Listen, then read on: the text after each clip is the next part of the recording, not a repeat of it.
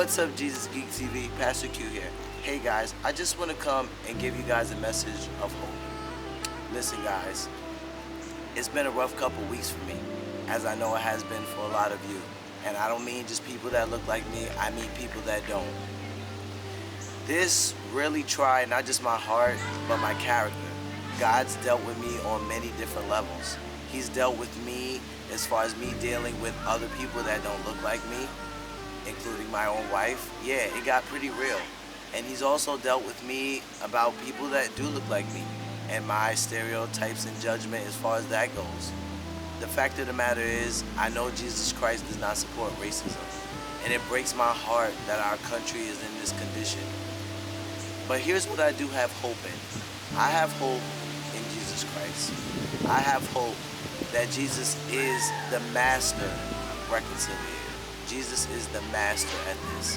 If anyone can fix this racism issue and this unfair injustice issues we have going on in this country, it's Jesus Christ. I've talked to a couple people over the course of a couple weeks, and you know, sometimes when I say that, they're just like, man, Q, I just can't get with it, man. I don't understand what's going on. And I get that, you know, I understand that. And I've had my moments where I was like, God, what is going on? But the fact of the matter is, we live in a sin-stained, broken world.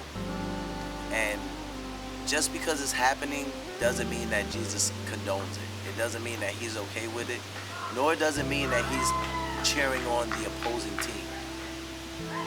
As a matter of fact, he's not on any team.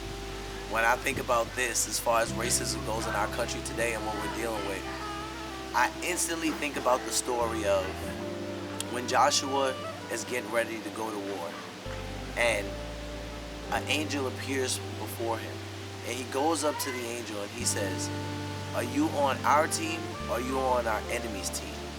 So he basically is asking, other translations say, are you for us or are you for our adversary? And I love the way the angel answers. The angel says no. And this is hilarious because that's technically not an answer, right? I mean, that's like saying, do you want a peanut butter and jelly sandwich, or do you want a ham and cheese sandwich? And you just say no. It's kind of like, so you don't want to eat, like you don't want either one. And it's funny because that's exactly what this angel was saying. He was saying, I don't want to have anything to do with either of you. I'm on God's team, and that's the reason why he said no. He's on the team of the Lord, who has armies, a heaven full of armies, and that's whose team he's on.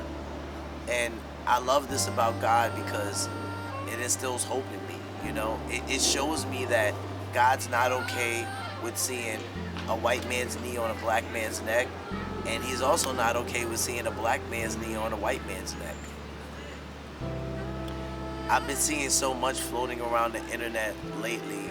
I watched a short video by Ashton Kutcher. He was one of my favorite actors growing up as a kid. That guy's funny. Love you, Ashton. Thanks for the support. Black Lives Matter.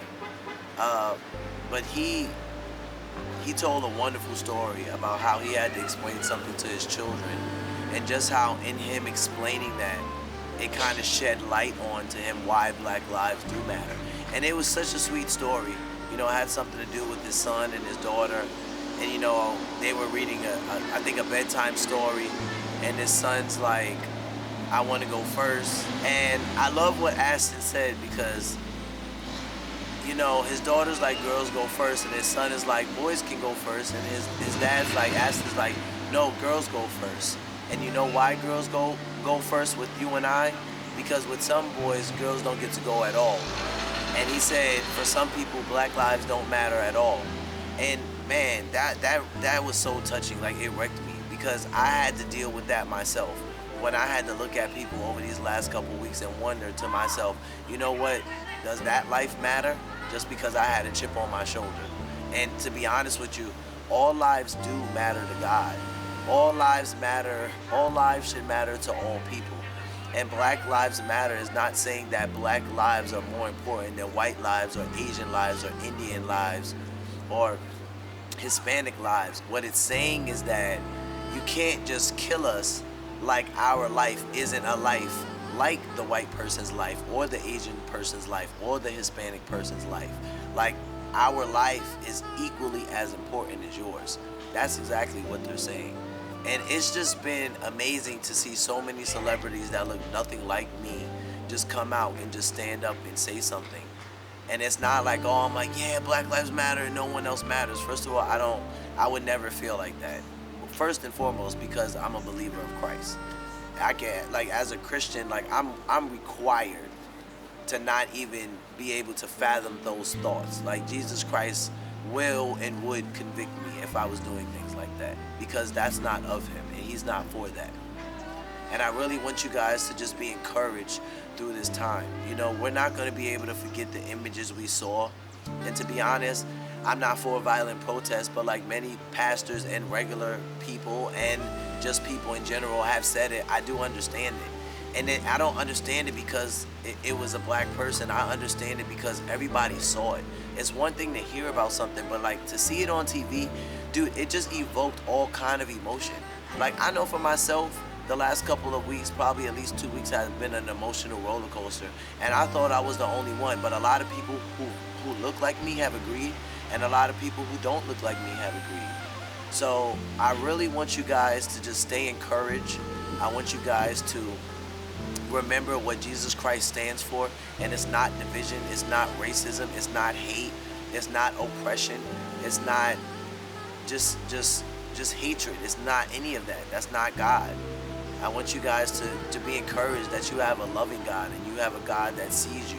And he sees you no matter or regardless of what color you are. That doesn't matter to God. That's why he made us so many different colors, because he doesn't care. He wanted to be creative. One color would have been boring to him. And he's an insightful wisdom. He's a very insightful, and he has a lot of wisdom. He has all wisdom. He knows everything. So if he felt like a lot of color would be tasteful and flavorful and creative, who are we to say that one color should be more superior or one race should be more superior? That's like saying God's creativity doesn't count. Our thought process and our mindset trumps God's creativity, and it should never and it could never be like that. So I love you guys, man. Be encouraged. Love one another. What do I always say? Love yourselves, love one another, but most of all, love God. Peace, geeks.